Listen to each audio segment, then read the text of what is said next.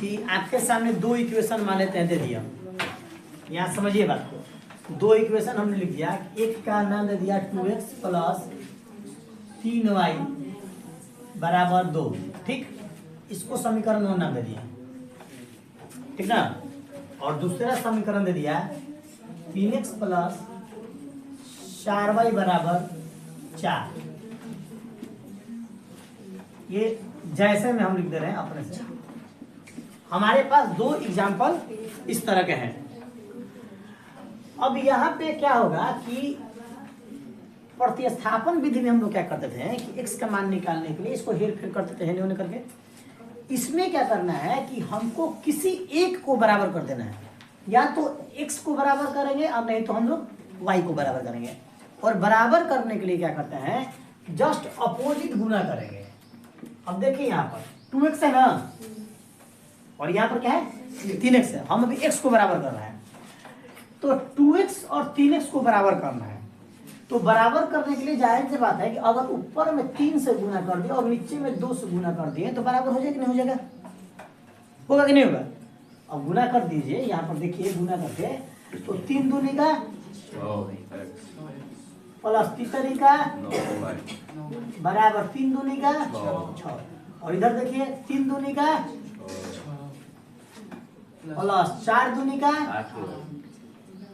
बराबर 4 दूनी का।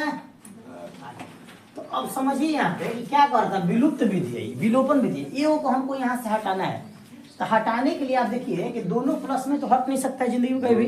तो हम लोग जैसे भाग विधि में चिन्ह चेंज करते थे उसी तरह चिन्ह चेंज करेंगे। तो भाई प्लस में तो काची में भाई प्लस में तो भाई प्लस में तो यहाँ काम खत्म हो गया x का, y का मान निकल गया। तो y बराबर का आ गया माइनस का 2, y का मान हो गया। अब कोई भी समीकरण में y का मान रख दीजिए, x का मान निकल गया। तो मानते हैं y का मान समीकरण 1 में रख रहा है, कोई भी समीकरण रख दीजिए। समीकरण 1 क्या है 2x प्लस 3 गुना माइनस 2 बराबर 2। 2x प्लस कितना हो जाएगा, प्लस माइनस माइनस कर देते हैं यहाँ पर, माइनस का 6 बराबर 2। 2x बराबर 2 प्लस 6, 2x बराबर कितना हो गया 8। x बराबर कितना हो गया 8 बट्टा में 2, x बराबर कितना हो गया 4। x और y का मान निकल गया।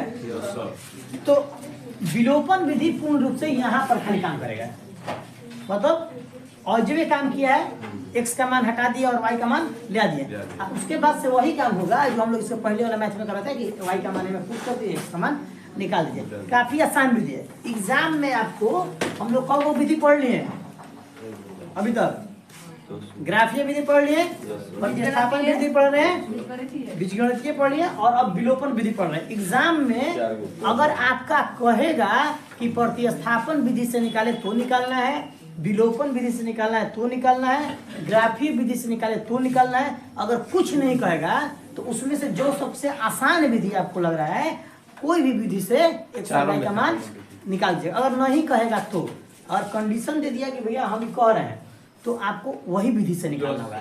कभी कभी क्या कहता है कि इसी में अगले चैप्टर में पढ़ेंगे हम लोग, एक ही इक्वेशन को कहेगा कि प्रतिस्थापन विधि से भी निकालिए और विलोपन विधि से निकालिए और अपना आंसर दीजिए कि आपको किस विधि से सबसे ज्यादा आराम लगा। तो आपके हिसाब के ऊपर है, जिससे आपको आराम लगे वही अपना आंसर होगा।